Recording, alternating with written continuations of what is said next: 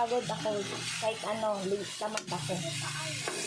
Yung siyempre, dinadaanan ko lang yung ano, yung pag... Sabi lang ni teacher sa amin, maganda kasi mag-sorry teacher namin eh.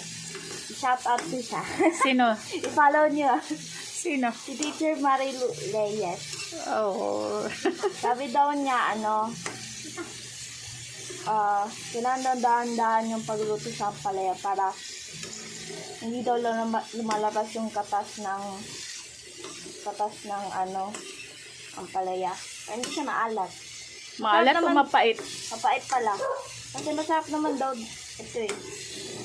Masarap. Yan ang walang Hirap suklay. niya sa Galing pa yung pagkain. Hindi naman ako model eh. Hirap Ano? sa pagkain. Hirap Di- sa pagkain. Aray! Ang init! Chugkas! Mainit ba? Sarap daw sa pagkain. Yan ang pala yan siya. Sarap to guys. Nagsasalita ka eh. After nun ko kain. Ano lang, narrator ako.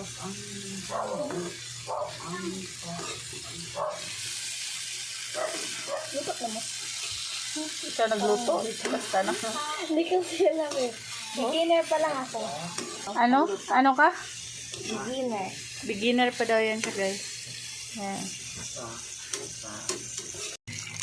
Hey guys. Breakfast tayo. Yan, wala. Yung ulam namin. Ano yung inano mo? Aga-aga. Nag-ano ng avocado. This is dessert. Size putas.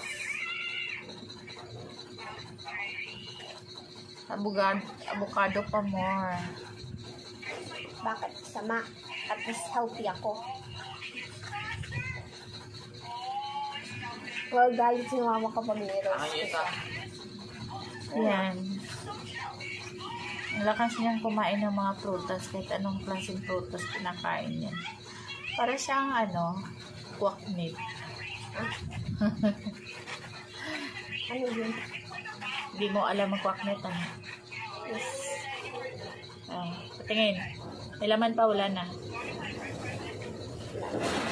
Wow. Patingin dito, patingin dito. Wala na. Ubos. Hey guys. Breakfast tayo. Yan, wala. Yung ulam namin. Guys, kakaan tayo. Yan. Yan niluto niya na tuyo. Yan yan. Tapos gulay. Ito tiyak mo.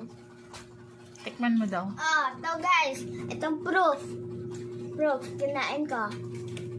Wait lang. Tumalon pa. Ito yung proof. Because kinain ko. Pakita sa camera. Init. Dito na yan. Oh, ano? Sarap. Normally.